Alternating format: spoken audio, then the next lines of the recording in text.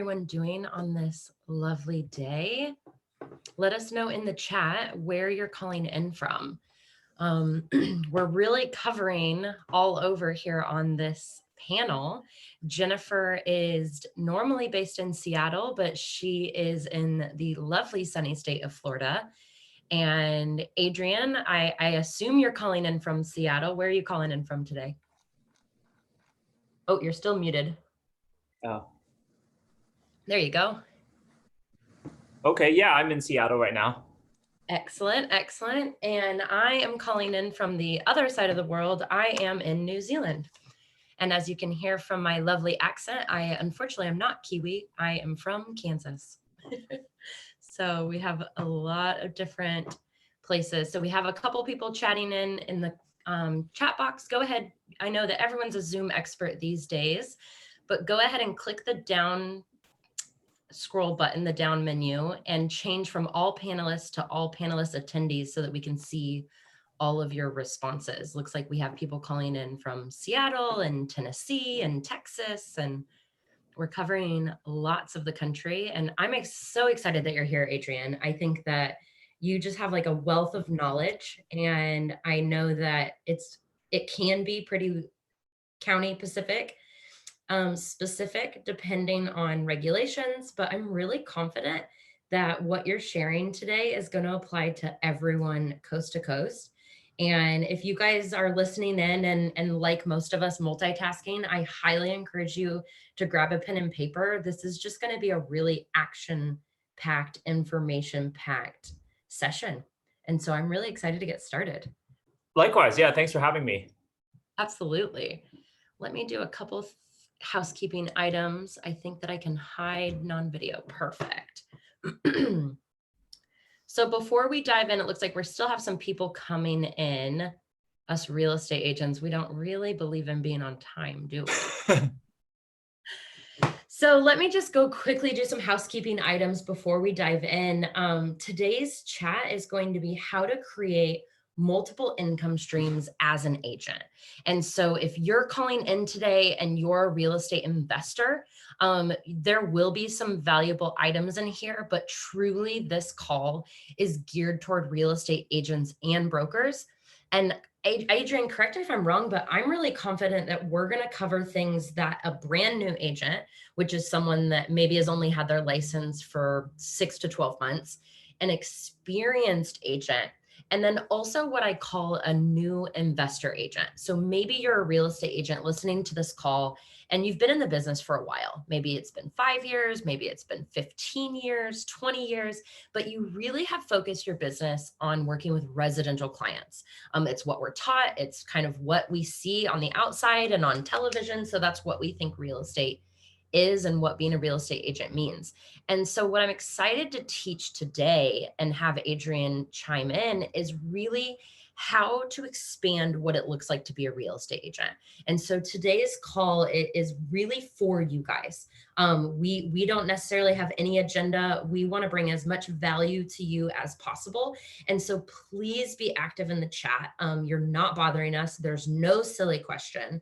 And so you guys have the Q&A feature on Zoom, as well as the chat box. Utilize both of them. This is your guys' time to network with each other, network with us, and ask lots of questions. And so we're going to keep today's call really interactive.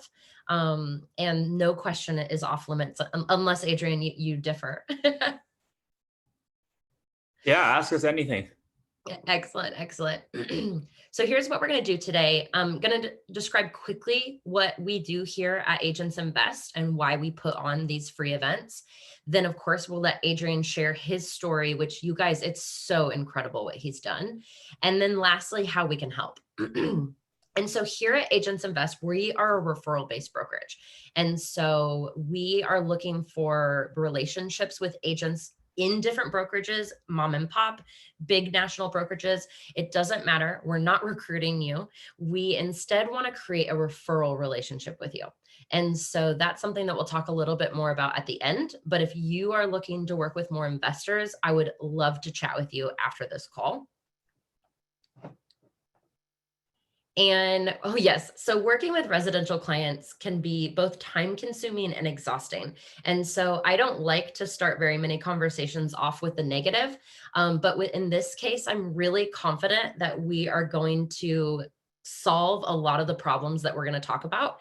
And so, Adrian, I'm going to stop sharing my screen. Let's first kind of just talk about what it looks like to work with residential clients and why you've decided to go in a different direction. All right. Yeah, so I think as far as working with residential clients, that's what most people think of a real estate agent or real estate broker. You go show people houses, you list houses for sale. There's nothing wrong with that. I still do a bulk of business with residential buyers and sellers, but there's definitely more to the real estate brokerage and real estate in general that we'll go over in this talk today.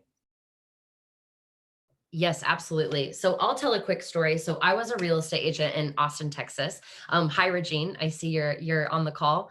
And man, do I love Austin. And it was so much fun. But what wasn't fun is sitting on I-35 with scorching humidity, trying to look my best, and driving buyers around. And so I had this couple, and I'm sure if this resonates with you in any capacity, let us know in the chat. But I had this buyer. They were young. They had both had really nice jobs. They both had some money, and they knew exactly what they wanted, or so they said. And I would schlep around town showing them house after house for about 7 months. And this was back in 2015. And so it wasn't quite the crazy multiple offers that we're seeing today. And so if we positioned ourselves correctly, we could get something under contract. And we looked and looked and looked. And finally, they gave me a call and they said, you know what? I think that we're just going to renew our lease and rent for another year. And I lost it. And obviously not on them, but I hung up the call and I just was like, I surely this can't be the only way. And lucky for me, I was also doing a lot of cold calling. I was calling for sale by owners and expireds. And I got my first listing off of a for sale by owner. And it was an investment property. I took it. I got the listing. I attended an investor workshop and I sold that house essentially at the workshop. 4 days later, it was sold with an all cash offer. And so I looked at these two situations that I had and I was like, wow, one of those was really frustrating and I made $0. And one of those was really easy and the commission was really small because it was a very low price point, but it was just so easy. And kind of the joy and excitement that came with that really led to where I am today, which is teaching real estate agents how to work with investors. And so I'm really excited to hear kind of your journey, Adrian, and see how you got to where you are today. And so first, let's start from the beginning. Let us know, how did you first get into the industry? Because you weren't working in real estate from the beginning. You started in the corporate world, right? Right, exactly. So growing up, I was always very interested in real estate and investing. When I was very young, I think like in third grade, I was really interested in stocks, and I tried. I had to like talk to my mom and have her, help, buy a stock for me. At the time, I didn't know anything. That was in around 2000 with the dot-com boom. It was like the cool thing. I'd wake up in the morning before school, I'd watch CNBC, and I even called in to one of those like ask an analyst, kind of viewer call-in things a couple of times, and it was fun at the time. But I knew nothing, so I blindly invested in the stock, and obviously it didn't turn out so well. So from then on, I figured, okay, no more stocks for me, and then kind of fast forward in time through high school and college, I was always very interested in real estate. So when I was still in college at the University of Washington, I got my real estate license, hoping that it would be a good tool to help with investments. And at the same time, I was studying electrical engineering in school, which is completely different from real estate. So I graduated. I had my real estate license at the time. That was back in 2011. the real estate market wasn't too hot. Right? It was just after the bubble, everything was dirt cheap in retrospect. But the clear path for me at the time was to, okay, get a job in the tech industry. So I went ahead and did that. And over those, first few years and working in the tech industry, I also, I was always very interested in real estate, wanted to learn, new things in the real estate space. I started investing in real estate, started doing fix and flips. And then I wanted to learn the financing side of things. So I got my mortgage license. And over time, when, I started buying properties, some friends of mine, they would see that, I'm investing in real estate, they wanted to join in. So, those were my first clients. A lot of people I knew, friends, and, they wanted to invest in real estate. They wanted to buy their first home. So, that's how I got started. And So sorry, there's a lot of things I want to unpack in here. And yeah. so first of all, I think we need to touch on obviously your really normal childhood that you were having your mom buy stocks for you. So I think we got to Well, acknowledge that that's not the average childhood, Adrian. yeah, I was always very interested in investing. And there were some decisions I made kind of back during my childhood. For example, so Washington, let's go back in time. Washington has a running start program. What that is during the final 2 years of high school, you can opt to take college classes. Okay. So I did that. So I was able to finish my electrical engineering degree at the University of Washington when I was 20.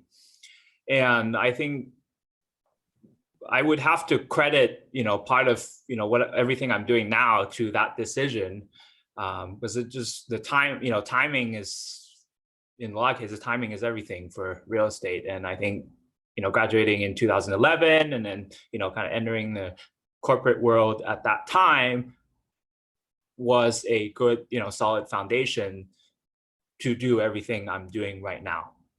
Yeah, It's absolutely. not the only way for sure. And I see a lot of people, a lot of successful people, have other paths to success. And it just worked out for, kind of what I'm doing and what I've been doing. So.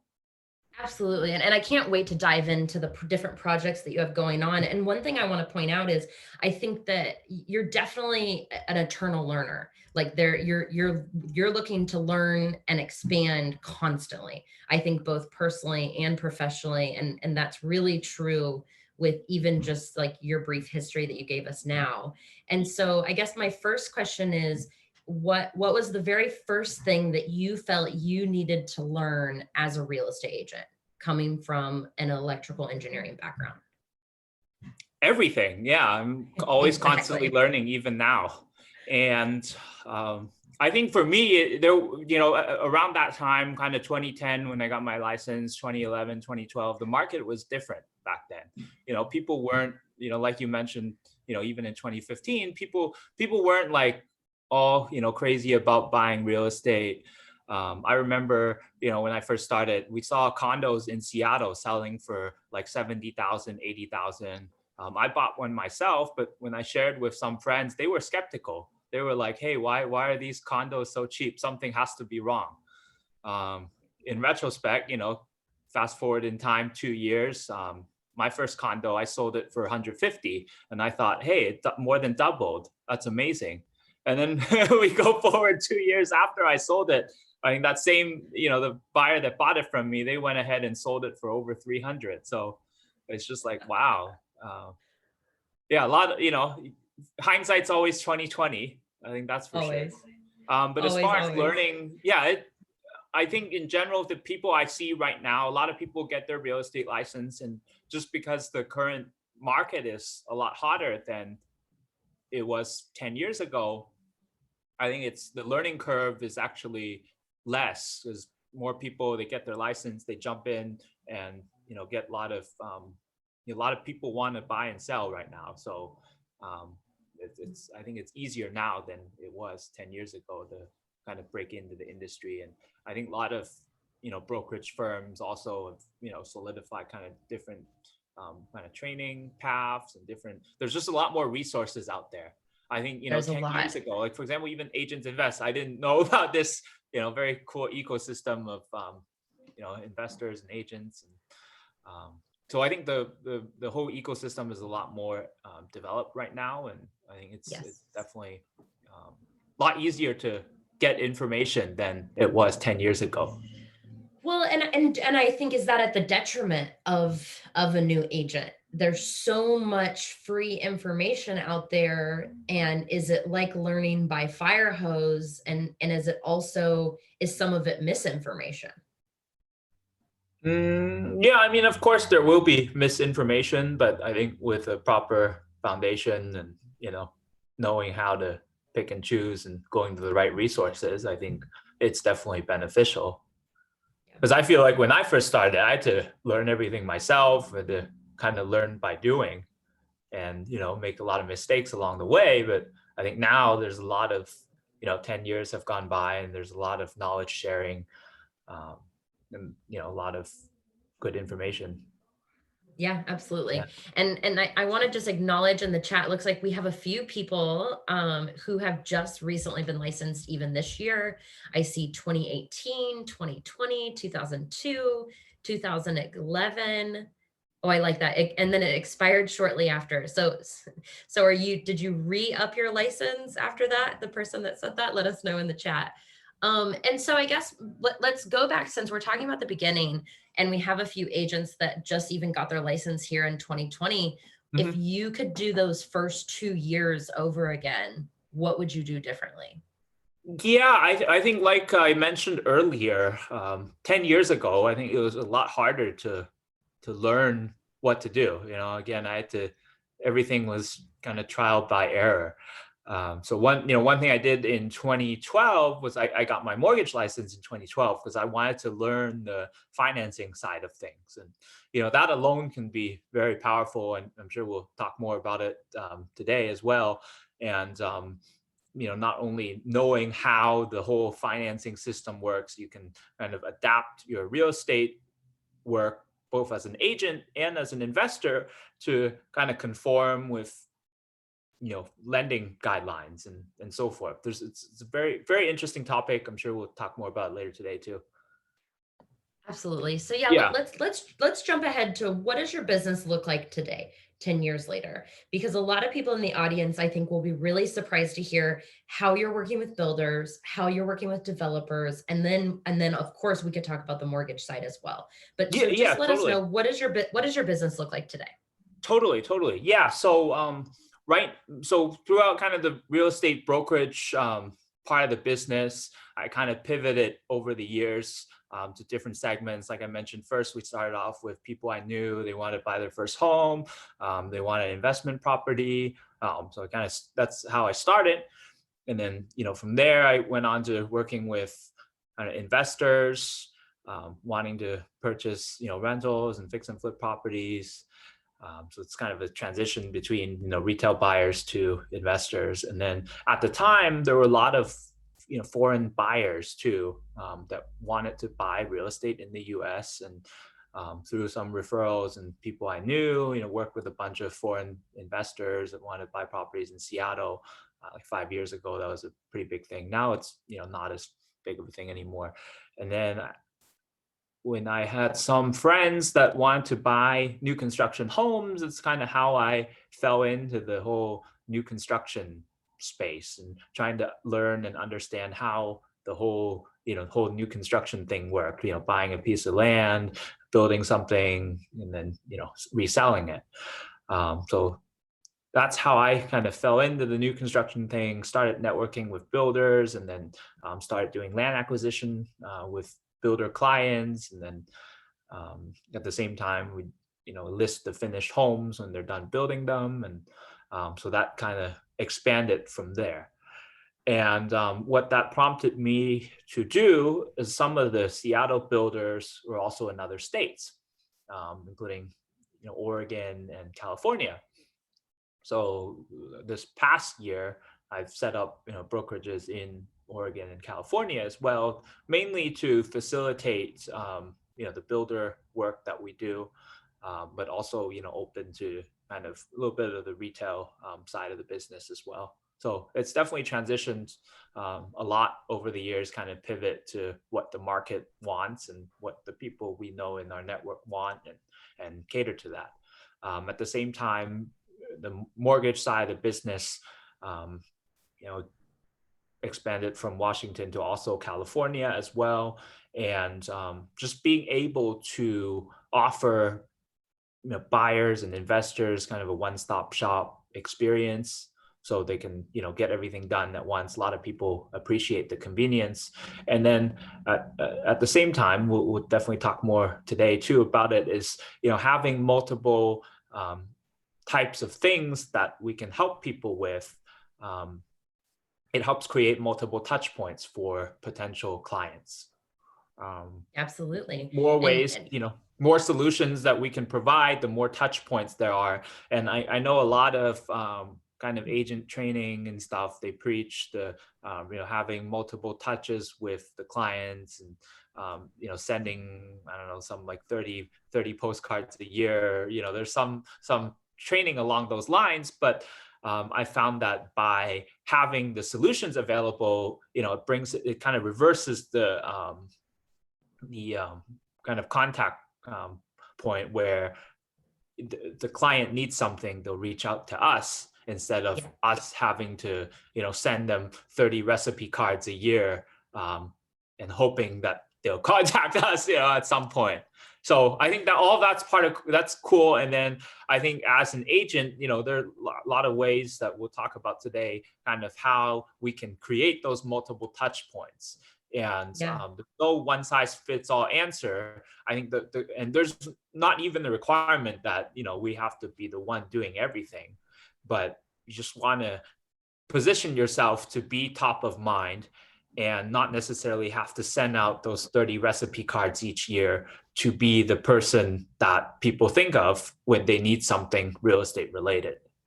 absolutely. Okay, we get it. We're not gonna, no one's gonna get a recipe card from Adrian, but we could buy a new construction, we could do land acquisition, he can finance our mortgage and all of it, all of the above, but we're not getting any recipes from Right. you. So you said something that I think is really important, and I don't know that everyone in the audience probably caught on, but you saw the need of your client and the way the market shifted, and you pivoted.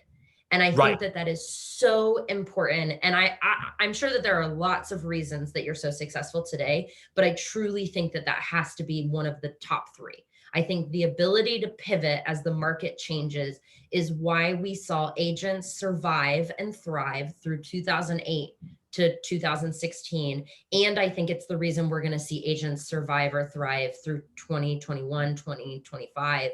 And so I think the ability to pivot is so important. And so my question for you is how did you even know to pivot?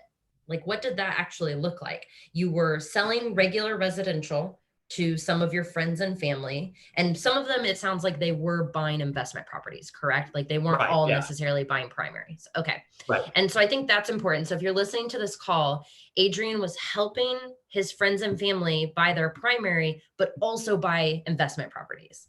And then Right. in doing so, you started noticing, well, wait a minute, there seems to be an opportunity here over in new construction. Right. Yeah, it's essentially kind of, figure out what people are wanting and having that market knowledge as well. By working with buyers, you can learn what buyers want, and those should be the sellers you're, trying to find, right?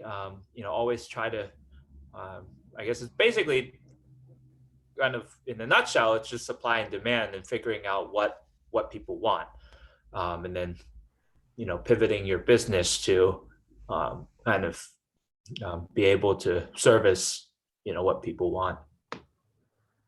Yeah. Yeah, absolutely. And so to give another example is I just had the opportunity to interview an incredible agent who's partnering with flippers. And so he was seeing all of these people doing flips, and some of them were doing really well and really successful, and others were struggling and relying on him, the real estate agent, to do a lot of things. And so he saw an opportunity. He thought, wow, I'm already doing all of these services. I could actually partner with these flippers and start flipping properties. I know another agent that was helping a lot of people in an expensive market house hack and using the house hacking strategy. And so she completely pivoted her business, and now she almost solely works with people, helping them house hack and use the house hacking strategy. And so I think for agents listening that are trying to figure out like what their niche is going to be, I think Adrian, you're exactly right, is follow what the buyers want and don't just go with what people have been doing the last couple of years, because it might not work next year. Right. And then I think one big thing I also want to credit is it also helps to be, doing some of those things that you preach as well, right? Like, for example, house hacking. I've done it before. So, I share with people my experiences in that. And I think it helps kind of instill confidence from the client to know that, okay, he's been there, done that. And, he can also kind of guide them and handhold them through the process. And I think that in itself is also kind of an asset as well to be able to do that. So totally agree with you, Sarah. Excellent. And so for those that don't know, what is house hacking? Yeah, so house hacking is a way to, take a primary residence and in short, figure out how to make it also a rental or an investment property. A lot of people I know, they either, they take part of the house and rent it out, or they do an Airbnb, or they rent out rooms. Or it could be a, multi-unit property where, they live in one unit and rent out the remaining units. Lot of ways to go about it, but the idea is to be able to have somebody subsidize your housing expense. And I think it's powerful in the sense where it really helps with your cash flow and savings each month.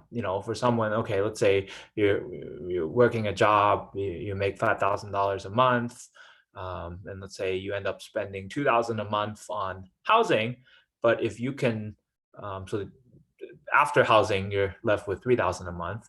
But if you can have someone, subsidize your mortgage even by half, or 3/4, then you'll end up saving a lot more money each month, and then you'll have more money available for your next purchase or next investment. And have you had the opportunity, have you had clients come to you and you've been able to show them how to use this strategy? Do you have an example of that?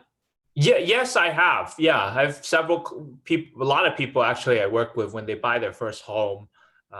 Quite a few buyers that I work with, they have, that mindset, the investment mindset. Even though they're just buying a primary residence, they want something with the versatility that, okay, yeah, they can, a few of my buyers, they rent out rooms in their homes.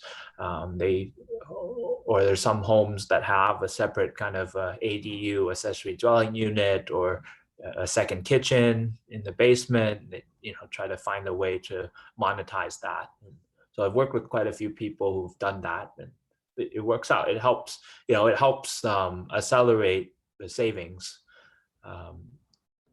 And Absolutely. someone, if they wanted to buy more real estate going forward, then they'll have more down payment available a year from now than if they were not house hacking. I couldn't agree more. Both of my first two properties are house hacks, and I credit it as the number one reason that I've been able to save money so quickly and so rapidly.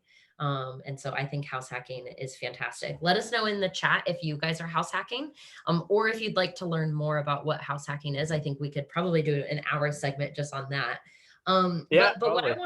what I want to go back to is we have a question in the chat: is how does someone break into new construction side of real estate? And so I think one thing, Adrian, is that I think agents typically see new construction as, okay, we have this builder in town, Horton, and he's building all of these tract homes. And if one of my buyers wants to buy one of those, then I can go show the home, and I can get a piece of that commission. But I think what you're saying is that you approach new construction completely differently from that. Yeah, I think in different markets it's done differently. The traditional new construction, a lot of us think about are kind of the tract homes.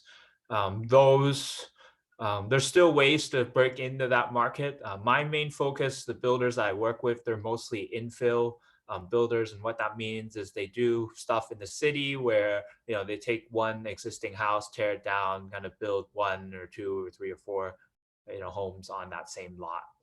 And the way, smaller infill builders, do it, they're a little bit different because they're smaller builders. They're more nimble in the way they work, and there's a little bit more flexibility. With the big kind of, if in your area there are only these big tract home developments, I think there's still an opportunity to approach these builders and try to find them the land for it. But it's going to be a lot more challenging.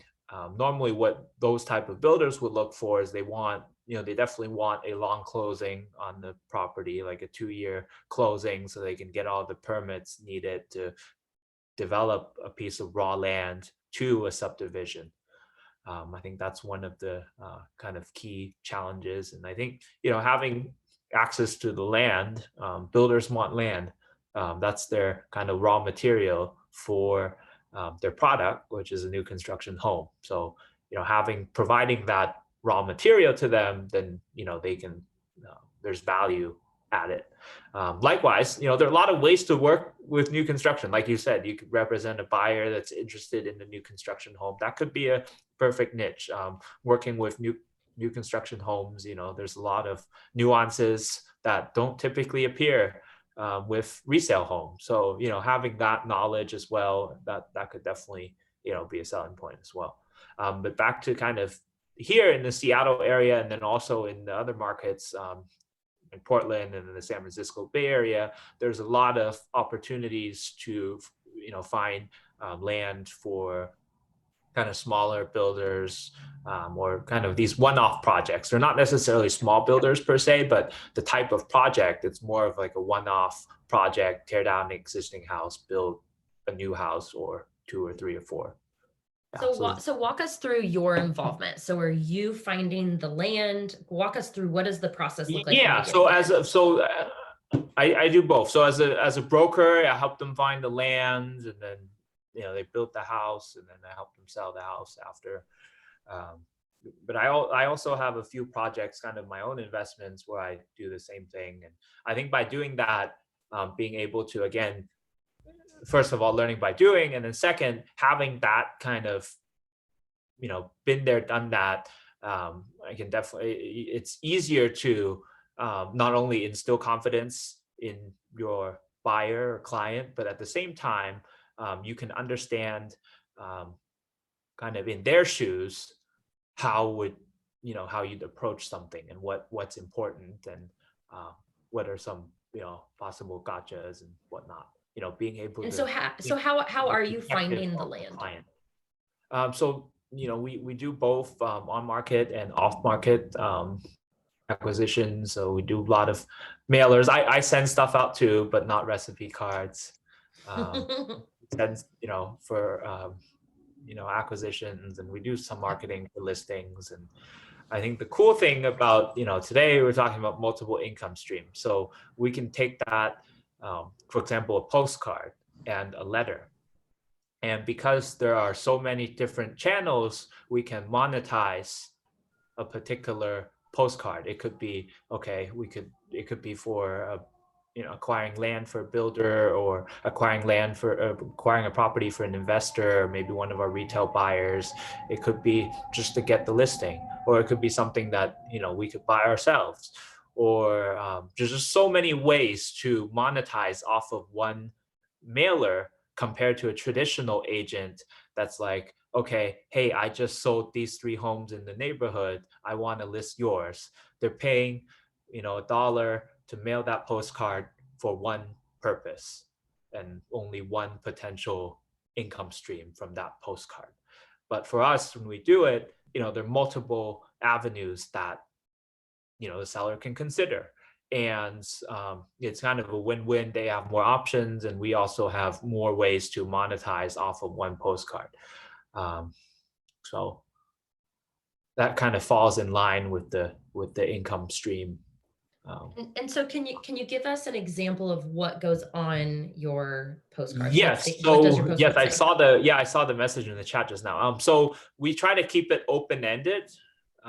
just so it's not as specific as say the other postcards are like, hey, we listed these homes, we want to list yours. It's more kind of an open-ended discussion. We depending on what the content of the letter or postcard is. A lot of times, yeah, we'll talk about the recent transactions in the area as well, but we leave it kind of the call to action, just contact us and we can chat with you all the possible options. So leaving it more open-ended than say, we want to list your home. And are you willing to share, I guess, give us a success story? Where has some of these postcards taken you, and what does that look like over the last couple of years? Yeah, I've helped a lot of builders in Seattle acquire properties. About We're at about a little over 100 units, I think, the past couple years. So not a lot, but just from the postcards itself, I think about 100 or so units. So that's pretty good in the pipeline, and so we'll Great. see those finished homes. Yeah. And it looks here, can you explain the writing the line of wholesaling a property as an agent? Yes, I don't do any wholesaling. At least I haven't done any yet. So I think there's some rules to consider. You just want to make it clear that um, first that you're a licensed real estate broker when you communicate with the seller, and then second, when you're selling that, the wholesale part of it, you're selling the contract and not the property itself, because like depending on your local MLS, they might have rules saying you cannot promote off-market listings. I know Realtor Association has a similar rule that they just put on. So kind of depending on your local area, you want to make sure you follow all the rules. Absolutely. And so what does the commission structure look like when you're the one finding the land for these infill builders? It depends on the situation. I mean, a lot of times we talk to them, they give us the listing because we have a good relationship with them. Yeah. So it just And I be love that. for a list. I actually love that answer, Adrian, because I think a lot of agents feel, well, I get 3%. That's just what the rules are. But I think the more that I talk to agents working with investors, working with builders, working with developers, the truth is that everything's negotiable. And so you can create really incredible win-wins for both you and your Yeah, we want to clients. definitely make sure that it's win-win for sure. And I think that's the key to having a long-term relationship. Absolutely.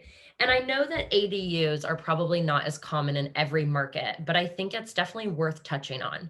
So, as we talk about buying a property and also making it income producing, how have you been able to use ADUs to do that for your Yeah, clients? so a lot of cities and states across the country have a housing shortage problem, and a lot of the places that do, they've created new rules saying, okay, you can create an accessory dwelling unit. So what that is basically you can create a second or potentially even third unit on a single family property. Mainly, this is done to kind of alleviate the housing shortage and they kind of offset the price of housing. This I know in California is really big. Oregon is pretty big. Here in Washington is also pretty big.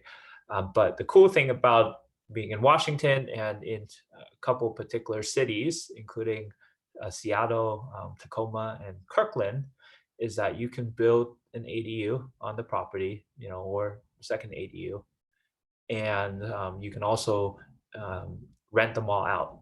Most cities that allow it, they don't necessarily let you rent them out.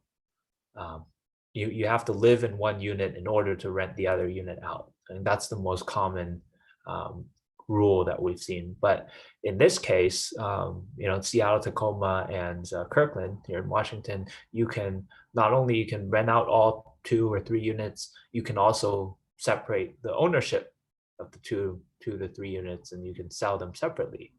So I think that in itself is pretty powerful, because you can do essentially a single family zone property becomes a multifamily property just because of this. And from a development perspective, or investor perspective, whether you're looking to buy something, or you have clients looking to buy something, even if they're not thinking about adding units or building anything, just having that potential, where basically the city just gives you a green light to do it, I think that's going to have a powerful impact on the land value, and it's going to increase the land value by a lot just because you can do it and you don't necessarily have to do it.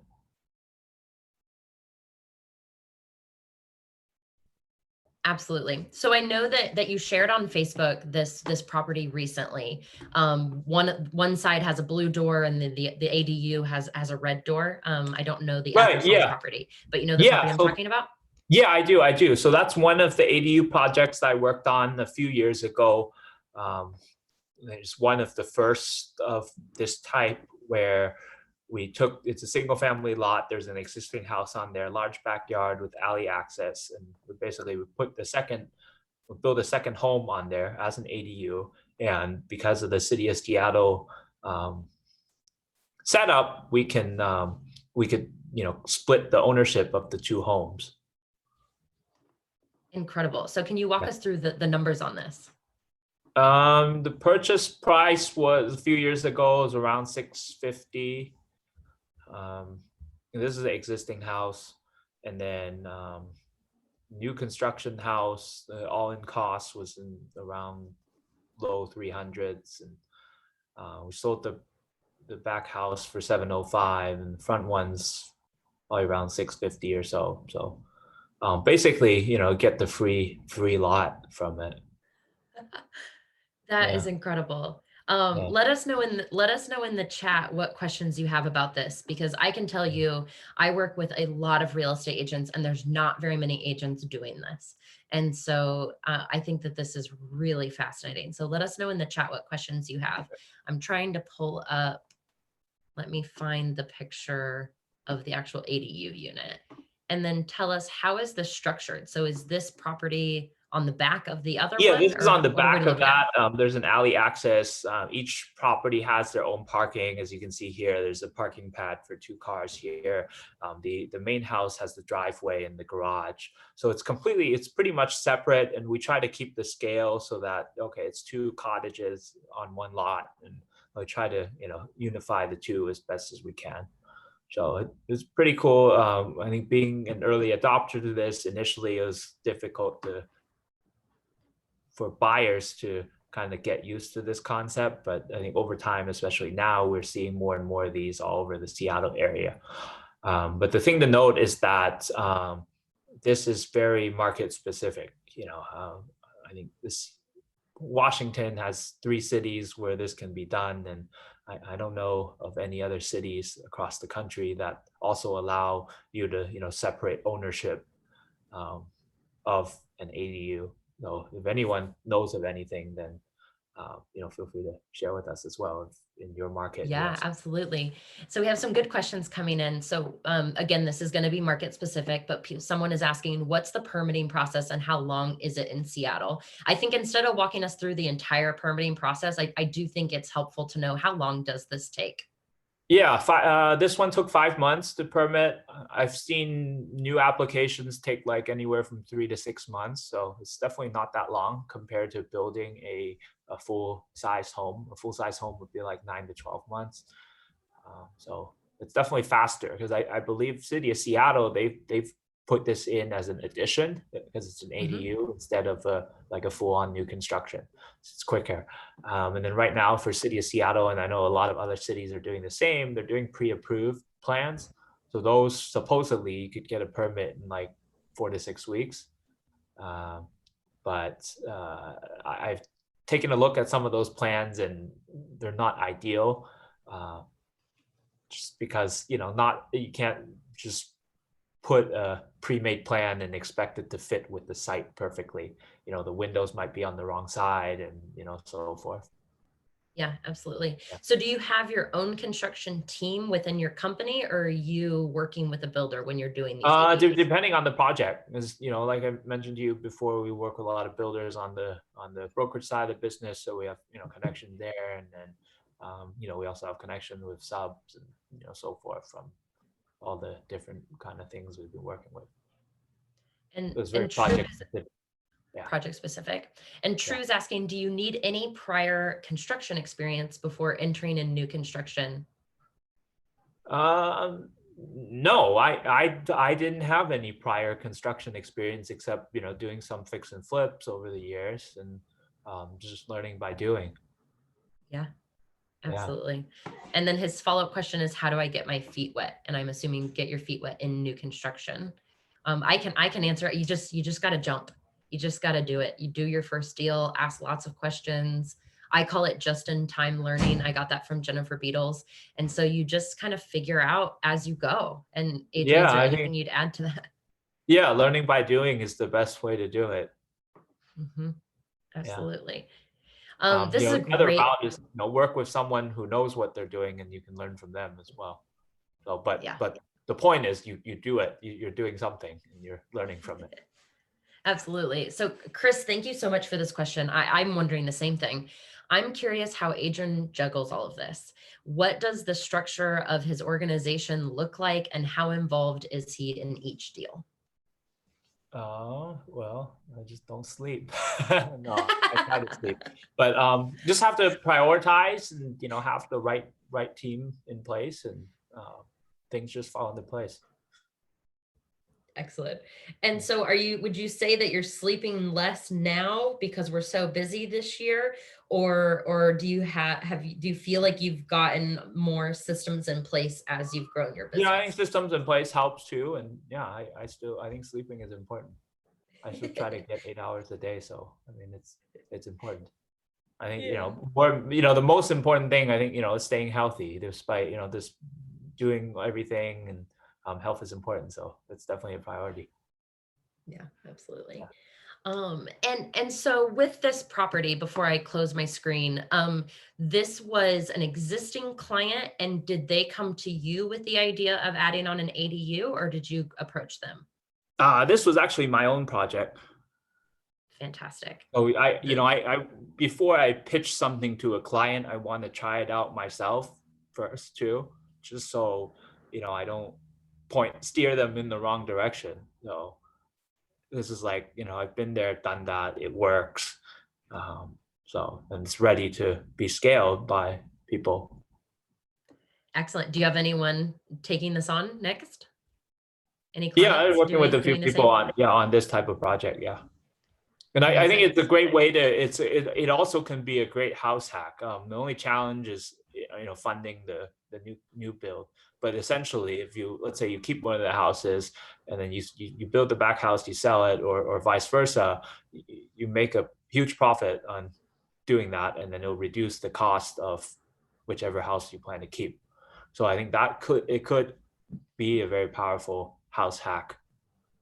Just have to structure the loans and stuff properly.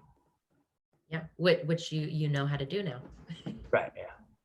Yeah, fantastic.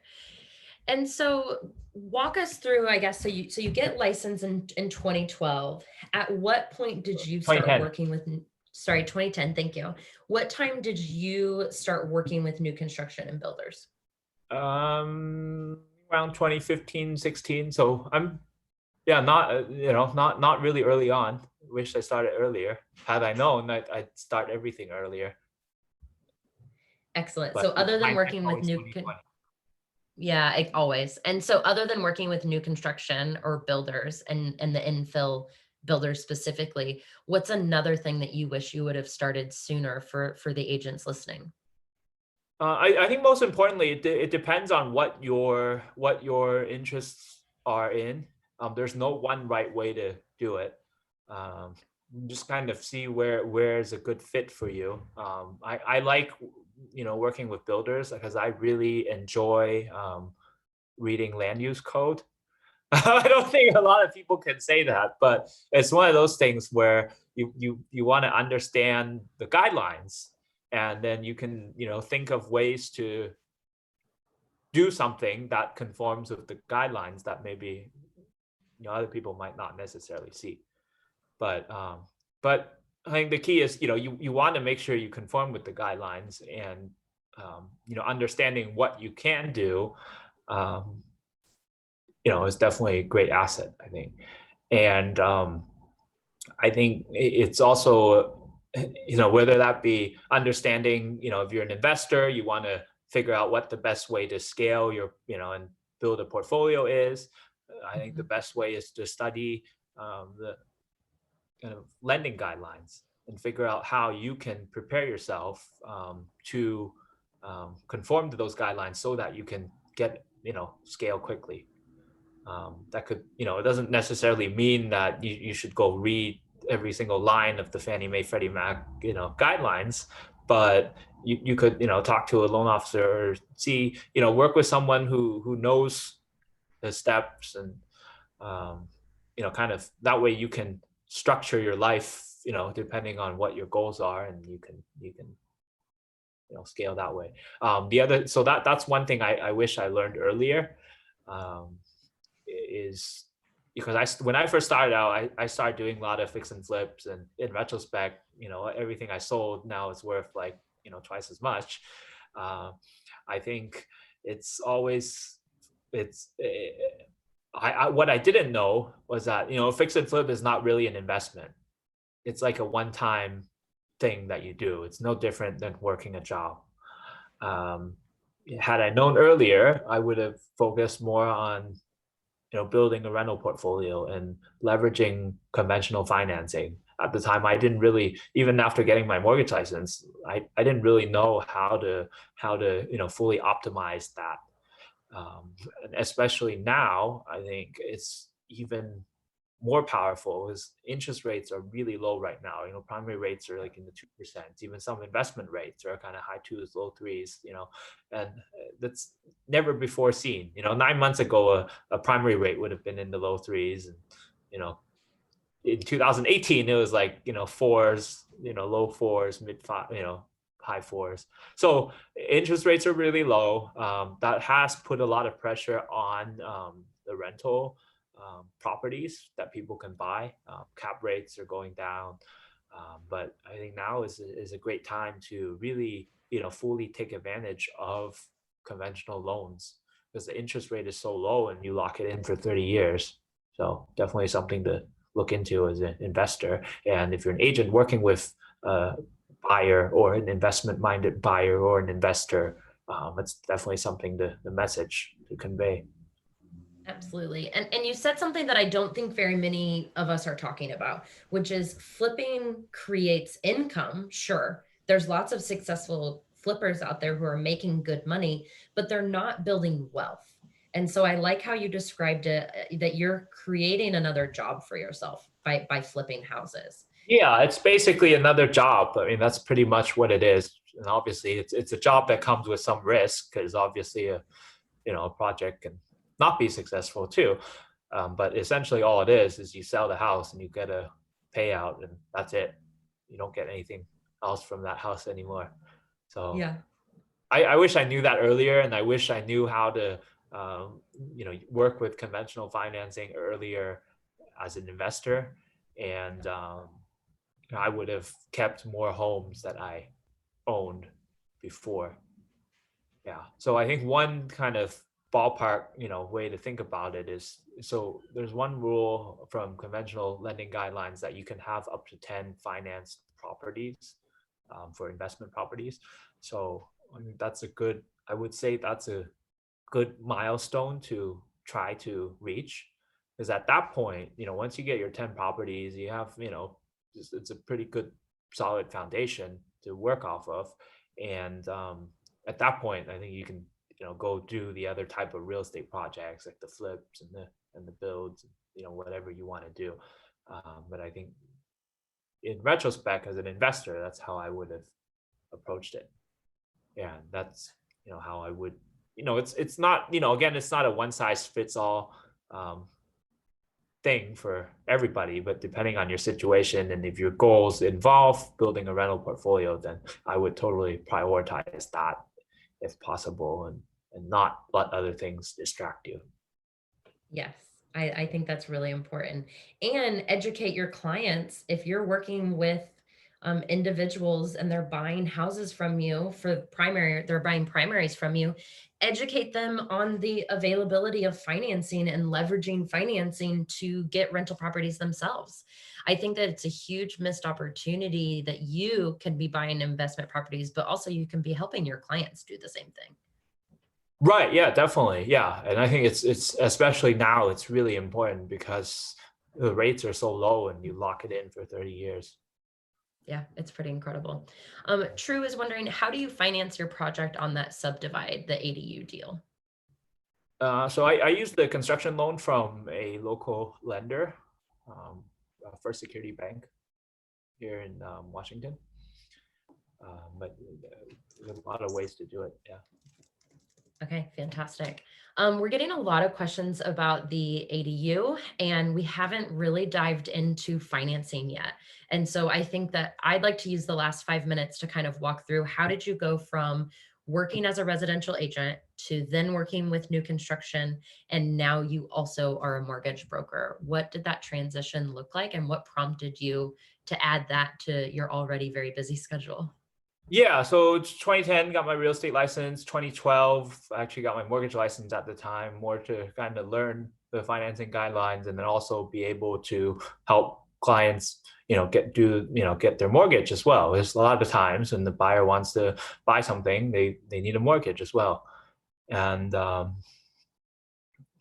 the time also it was a little bit of a frustration because when I was trying to buy stuff for myself, nobody taught me how to optimize conventional lending guidelines.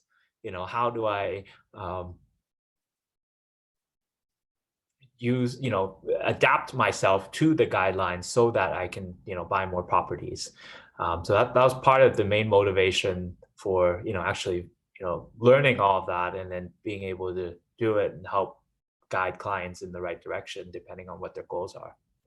And a lot of people, even just, home buyers, they appreciate, that one-stop shop. And, being a mortgage broker, we have access to a lot of different wholesale lenders and rates are very competitive. And so it just, very kind of logical uh, from that perspective.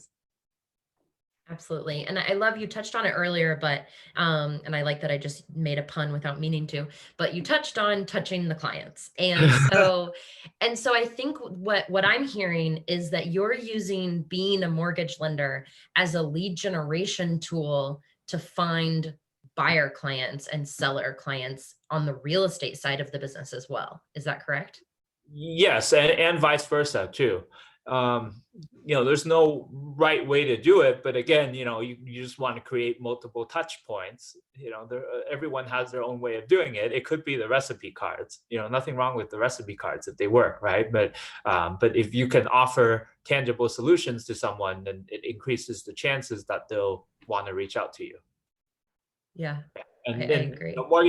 mortgages is just one thing, right? You don't necessarily even have to be a mortgage broker or loan officer. You just want to be the person that they talk to, and then you can refer them to a different loan officer or mortgage broker or whoever. Just being the resource, I think that's the key. It doesn't. You don't necessarily have to be doing everything, but you just Mhm. want people to reach out to you and be top of mind for anything kind of real estate related.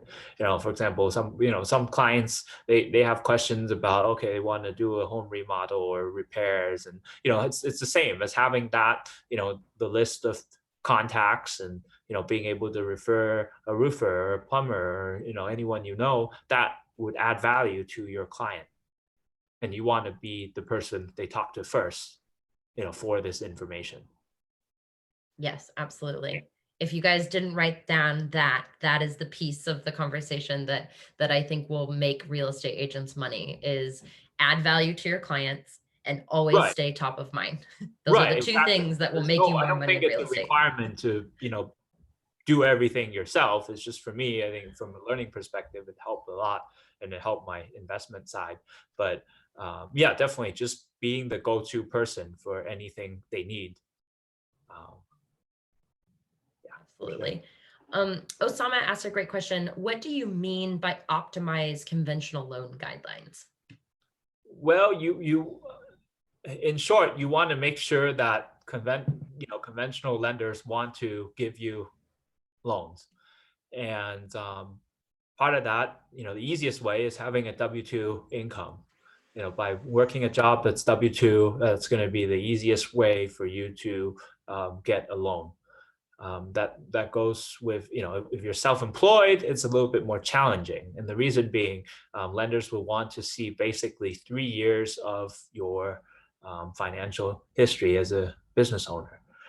It's the guidelines say 2, but you have to remember there's also year to date that they care about. And especially this year with COVID, they really want to make sure that, this year, 2020, year to date, you're performing, the same or better as the previous years. So basically, they want to see 3 years of your, business track record, and and they base it off of the net income on your tax returns.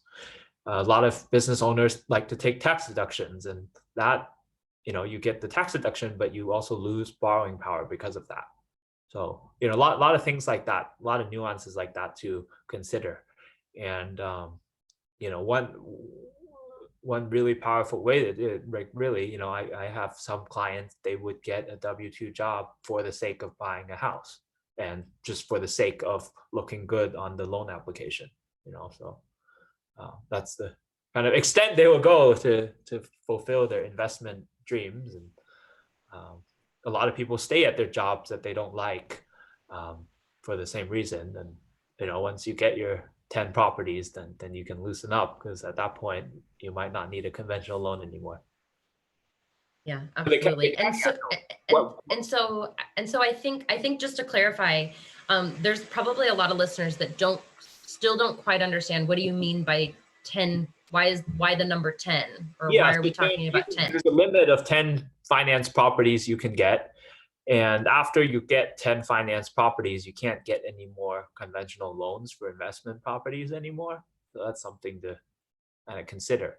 And especially like right now, I feel like a lot of people have have gotten the 10 properties, their interest rates are still really high, but unfortunately they can't take advantage of the low rates now to refinance. So that's something to consider too, as part of setting yourself up for. Well, that's a really brilliant problem to have. I think that's at It least is. for me, It's a that's good one of problem my. to have, but then it's also, it's like a lot of people have investment rates that are in the 5% range, and now rates are like 3%. So yeah, it's just Yeah. Absolutely. Well, this has been incredible. We've hit an hour, and I feel like it's just absolutely flown by. And there's so many different topics that I want to touch on. And so I would like to invite everyone back to hear Adrian. He will be speaking at our Investor Agent Summit. And so you guys are actually the first to hear about this. We have not even officially launched it, but it will be a 3-day event in February. So mark your calendars, February 18, 19, and 20. We will be bringing together speakers like Adrian to talk about ways that you can grow your business, grow your portfolio, and truly become an investor agent. And so if that sounds like something that you're interested in attending, let us know in the chat. We will send out invitations next week. And I'm really, really thankful to have you not only today, Adrian, but also coming back in February to talk to us. I think that you're going to change a lot of agents' perspectives, and hopefully if they take action, they can really change their businesses as well. Yeah, thanks for having me. Absolutely. Well, thank you guys so much. I will send you an invite as a follow-up. Again, Adrian, thank you so much for your time and being transparent with us. I know that I've even learned a few things in this last hour, and I'm super grateful to you. Yeah, likewise. All right. Talk to you soon. Thank you. All right.